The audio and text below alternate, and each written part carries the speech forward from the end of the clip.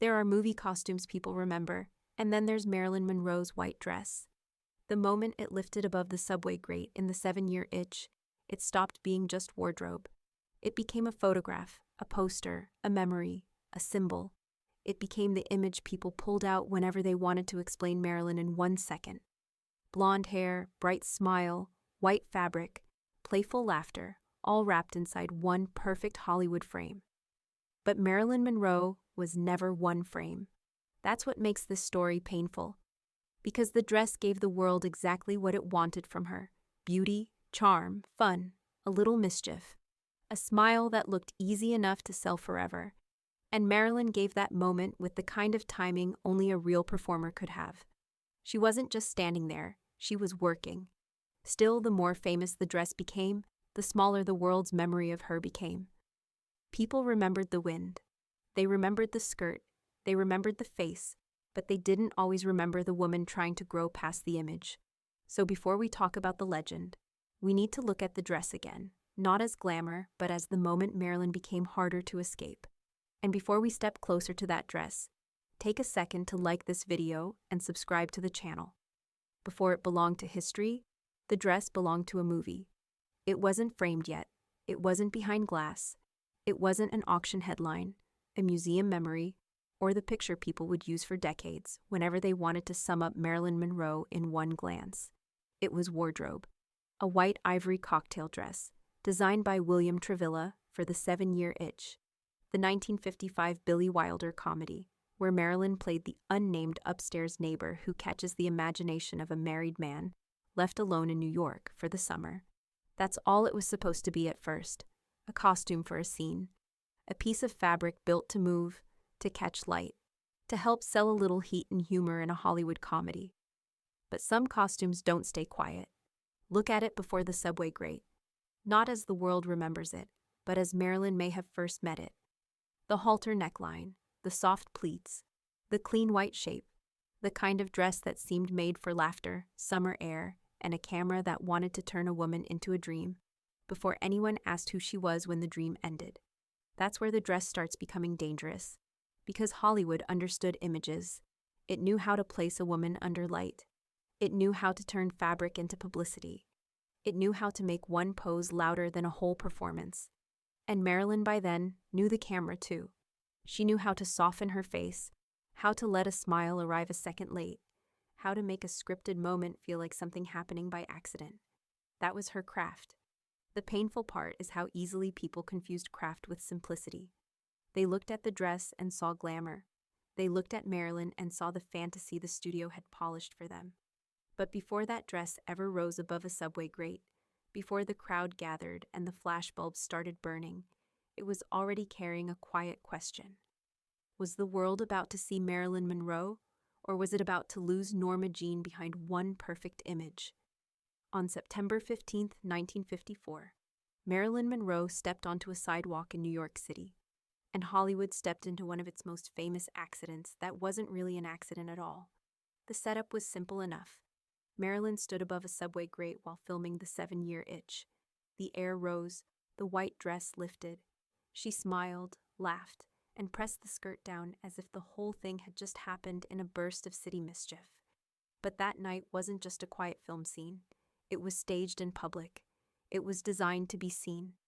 The movie itself was mostly being shot in Hollywood, but this moment was placed on Lexington Avenue in Manhattan, because publicity knew what it was doing. A crowd gathered, cameras waited.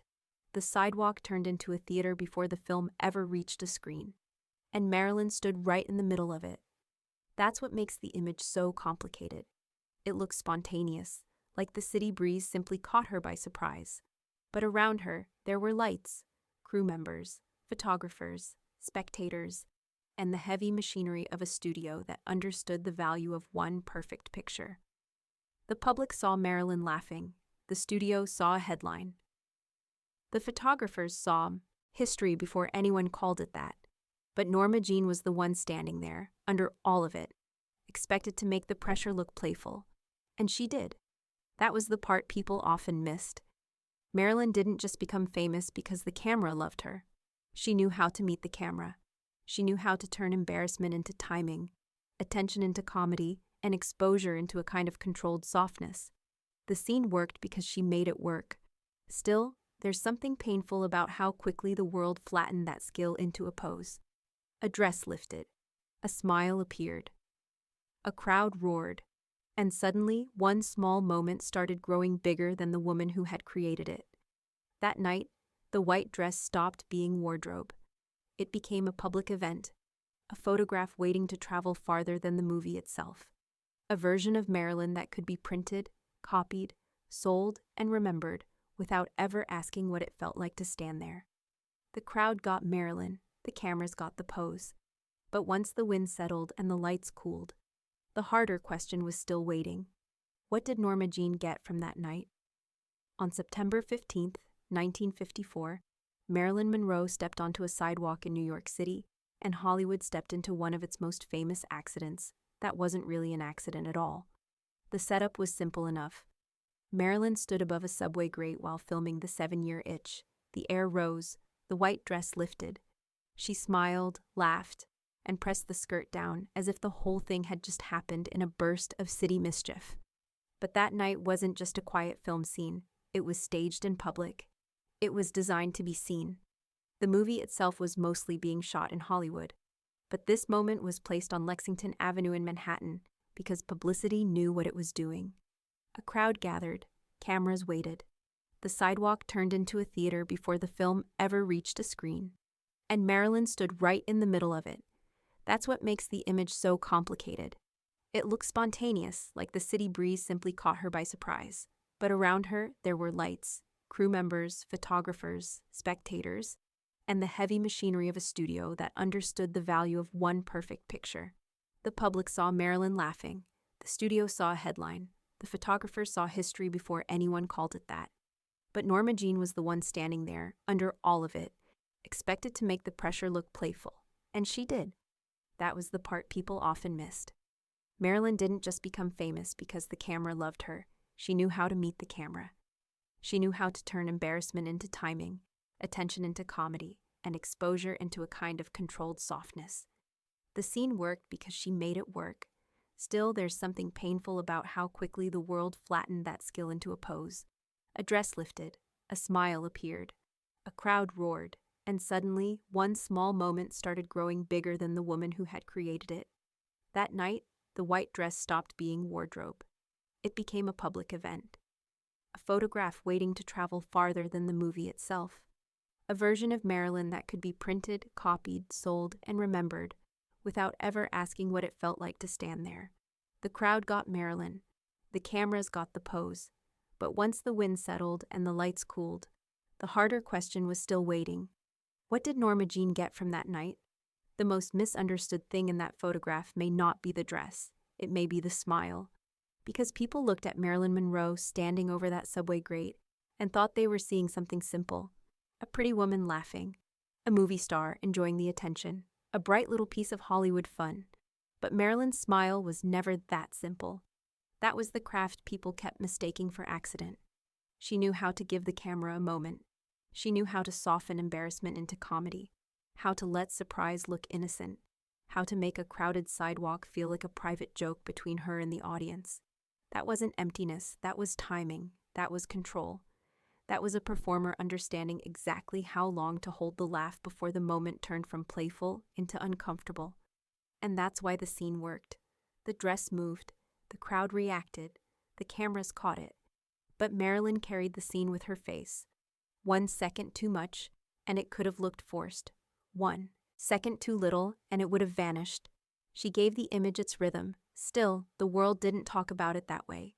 People talked about the skirt, the wind, the body, the fantasy. They turned the moment into a symbol of Marilyn's glamour, but not always of Marilyn's skill. And that was one of the old tricks Hollywood kept playing on her. When she made something look easy, people treated it like she hadn't worked for it. That kind of mistake can follow a woman, because the brighter the smile became, the less many people asked what was behind it. The more the dress became a poster, the easier it became to forget that Marilyn wasn't just being looked at. She was acting while being looked at. She was building a character, selling a scene, and carrying the pressure of a public moment with the kind of softness only she could make believable. That's what the smile hid. Not because it was fake, because it was professional. And maybe that's the hardest part of the white dress to understand. It didn't just show Marilyn's beauty, it showed her gift. But the world was so busy staring at the image that it missed the woman who knew how to create it. And once Hollywood learned how much that smile could sell, it would keep asking for the same Marilyn again. The white dress didn't only belong to the movie set. That's where the story gets harder, because on that New York night, Marilyn wasn't just being watched by strangers, photographers, and studio people. Her husband, Joe DiMaggio, was there too. And according to PBS American Experience, he watched the subway grate scene and was upset by what he saw. That detail matters because it changes the dress. Until now, the white dress has been a public image, a costume, a scene, a flashbulb moment. But once DiMaggio is standing near the edge of that crowd, the dress starts carrying private weight. What Hollywood wanted from Marilyn in that moment was attention. What the photographers wanted was a picture. What the crowd wanted was a show. But a marriage doesn't always survive being turned into public theater. Marilyn and DiMaggio had married in January 1954. By September, the world was watching her laugh above a subway grate, while her dress lifted in front of cameras. It was the kind of scene Hollywood could sell forever. For Marilyn, though, it didn't stay safely inside the movie. PBS reports that after the scene, the couple fought. And when Marilyn later went to court asking for a divorce, she cited mental cruelty. It means the dress didn't stop moving when the subway air settled. It traveled with her, into headlines, into private rooms, into a marriage already under strain. One public moment became part of a much more painful personal chapter. And this is where the story needs care. The point isn't to turn Joe DiMaggio into a one-note villain, or to pretend one scene explains a whole marriage. Real lives are more complicated than that. But this much is clear. Marilyn's public image had private consequences. The woman Hollywood needed her to be on camera was not always the woman the people closest to her were willing to understand. So the white dress became heavier, not because of the fabric, because everyone around Marilyn seemed to want something from the woman wearing it. The studio wanted the star. The crowd wanted the fantasy. The cameras wanted the smile. And somewhere inside that noise was Norma Jeane, still expected to walk away from the set as if the image had not followed her home. Hold that image for a moment. Not the famous one everyone knows. Not the skirt lifting, not the crowd shouting, not the flashbulbs turning 1 second into history. Hold the quieter image after it. The dress no longer moving, the lights cooling, the sidewalk losing its noise. Marilyn stepping away from the grate, away from the smile, away from the version of herself everybody had just claimed for memory. That's where Norma Jeane comes back into the room. Because Marilyn could give the world a perfect moment, but she still had to live after it. She still had to return to the dressing room, to the mirror, to the private silence that waits when a crowd has taken what it came for. And maybe that's why the white dress feels different now. It doesn't look heavy in the photograph. It looks light, bright, almost weightless. But by this point in the story, we know better. The dress had already touched her work, her image, her marriage, and the way the public wanted to remember her. The world kept the breeze. Norma Jeane had to carry what came after it. And once you see the dress that way, the famous photograph stops feeling simple. After the subway grate scene, the white dress didn't stay inside the 7-year itch. It escaped the movie. That's what Hollywood wanted, of course. A single image that could travel faster than a review, faster than a plot summary, faster than the film itself. A woman in white, laughing in the city air, bright enough to sell a whole fantasy before anyone even talked about the story. And it worked. The 7-year itch became tied forever to that image. Even people who never sat through the whole film could recognize the dress. That's how powerful the photograph became. It didn't just promote Marilyn's performance, it started replacing it. That was the problem, because Marilyn Monroe was not simply standing there being looked at. She was acting in a Billy Wilder comedy. She was playing timing, embarrassment, softness, innocence, and suggestion all at once. She understood how to make a scene feel lighter than it was. But the public memory kept shrinking the work into one bright pose. Hollywood loved that version of her. The easy Marilyn, the playful Marilyn, The Marilyn who could make a sidewalk feel like a dream and never asked the audience to think too hard about the woman doing it. But Norma Jeane was not built to stay inside one image forever. That's why the next part of her story matters so much. After the 7-year itch, Marilyn didn't simply lean back and let the white dress define her. She moved toward something deeper. Britannica notes that after studying at the Actors Studio, she starred in more ambitious films, including Bus Stop, Some Like It Hot, and The Misfits. That tells us something important. The world wanted to keep her in the dress, but Marilyn was already reaching for the script. That contrast is the heart of this section.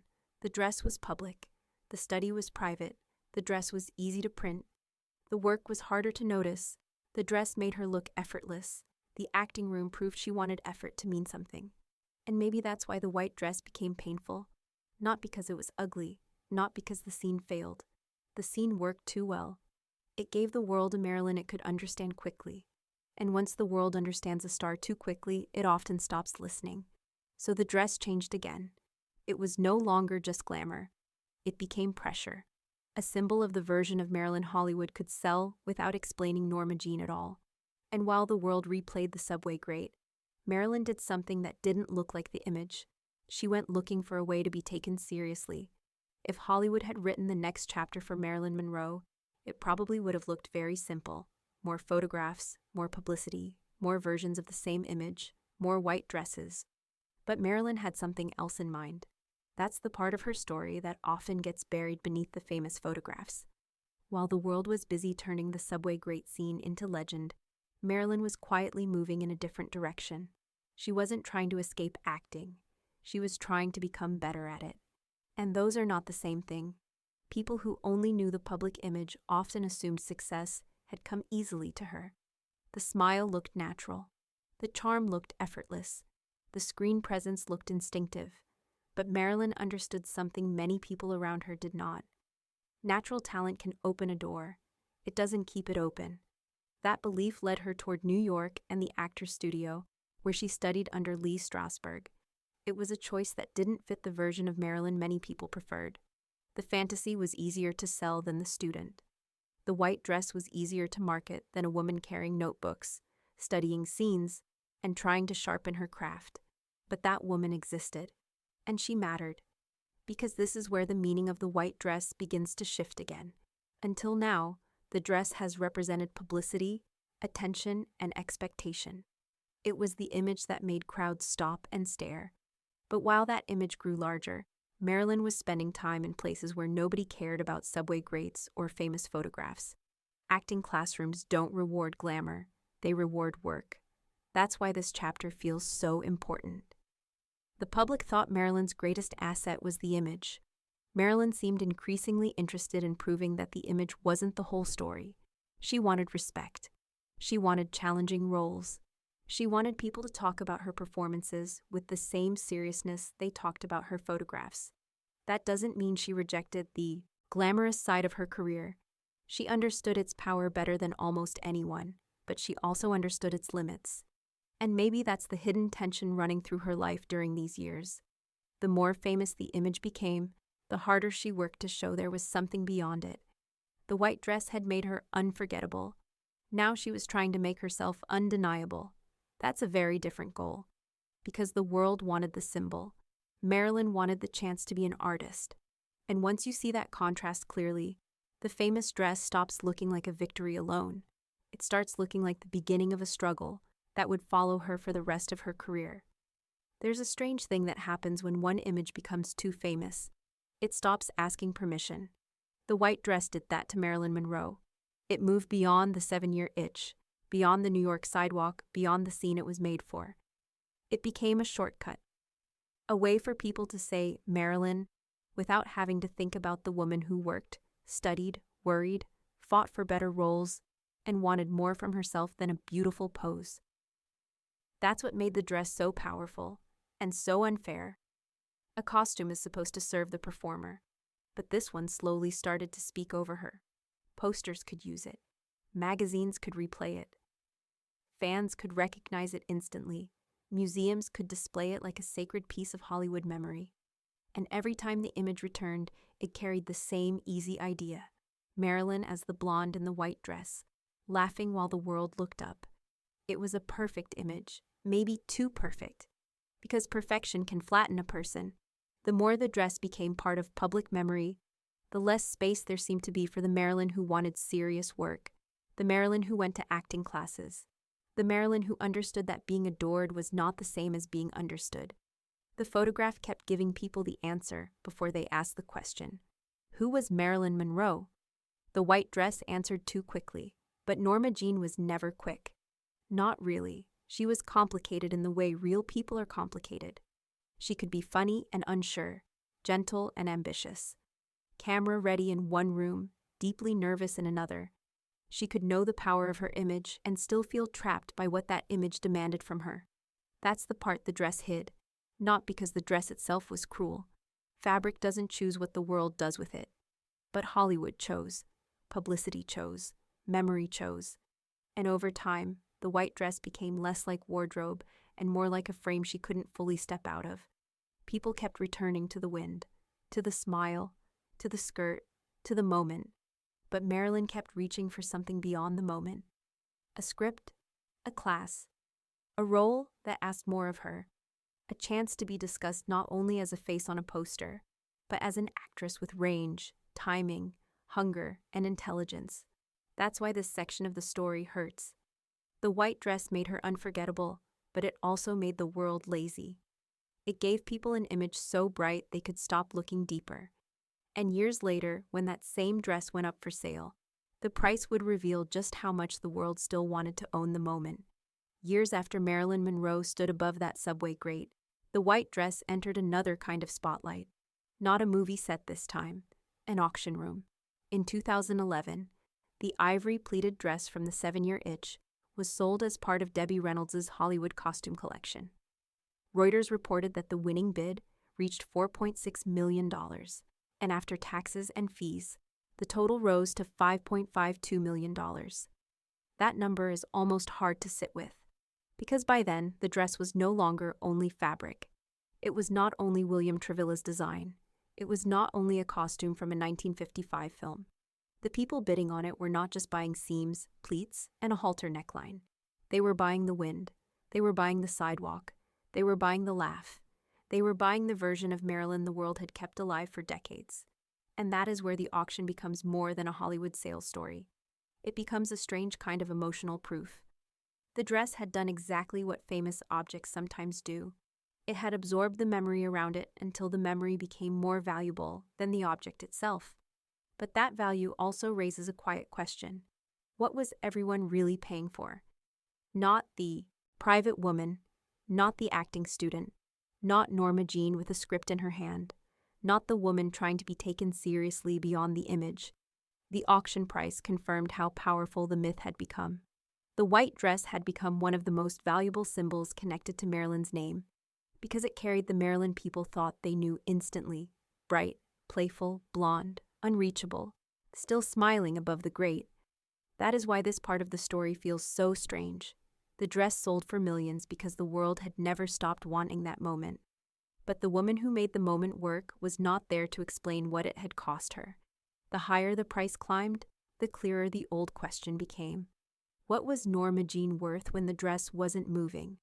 So what did the white dress really hide? Not Marilyn's beauty. That was never hidden. Not her fame. The world made sure of that. What the dress hid was the amount of work it took to make Marilyn Monroe look effortless. That's the part people still miss. The famous image can make her seem simple if you only look at it quickly. A blonde woman in a white dress, a laugh, a skirt lifted by air, a perfect Hollywood moment. But when you slow it down, the moment becomes more complicated. The dress hid timing. It hid control. It hid the pressure of standing in front of a crowd and making exposure look like comedy instead of discomfort. It hid the fact that Marilyn understood performance better than many people gave her credit for. She knew how to turn attention into rhythm. She knew how to make the camera feel invited instead of hungry. She knew how to give the public the Marilyn they wanted while keeping some private part of herself out of reach. But the dress also hid something more painful. It hid her ambition. Because while the world kept returning to the same image, Marilyn was trying to move beyond it. The public remembered the subway grate. She moved toward acting rooms. The public remembered the skirt. She picked up scripts. The public remembered the smile. She tried to become the kind of actress people would discuss with care, not just desire. That contrast is the real story. Dress against script. Poster against performance. Flashbulb against study. Marilyn Monroe against Norma Jeane. And none of those contrasts are simple. Marilyn didn't hate glamour, she understood it. She knew it had opened doors that would have stayed locked for many other women. But she also knew a door can become another kind of wall if everyone only lets you enter the same room.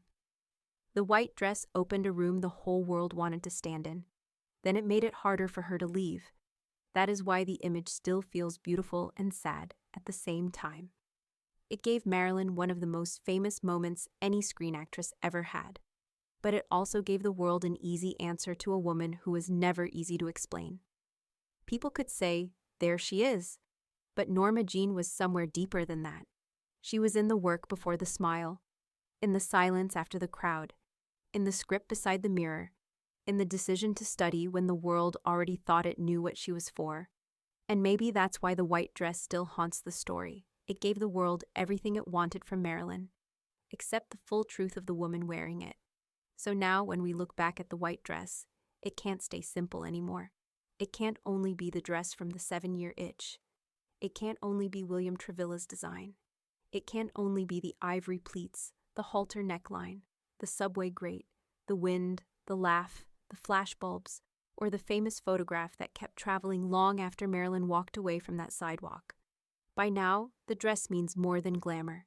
It means the strange bargain Marilyn Monroe was asked to live with. The world adored her, but often only in the shape it preferred. It praised the image, repeated the pose, printed the smile, and kept returning to the same few seconds as if those seconds could explain an entire woman. But Norma Jeane was never that small. She was not only the figure above the grate, she was the worker before the scene, the actress inside the timing, the woman after the crowd, the student carrying scripts into quieter rooms, the person still trying to be read carefully while the world kept staring at the photograph. That's why the white dress feels beautiful and painful at the same time. It gave Marilyn one of the most unforgettable images in film history, but it also gave the public a shortcut. And shortcuts are dangerous when they lead away from the truth. Because Marilyn Monroe was not trapped by one dress alone. She was trapped by the way people used it to stop asking deeper questions. Who was she when the camera wasn't asking for charm? What did she want when the studio wasn't asking for another smile? What did Norma Jeane carry after Marilyn gave everyone the moment they wanted? The white dress was never just glamour. It was the softest-looking symbol of a harder truth. Marilyn could make the world look, but even then, she still had to fight to be seen. So let's not leave Marilyn above the subway grate. That image has had enough time. Let's leave her somewhere quieter. New York, a room with a script open in front of her.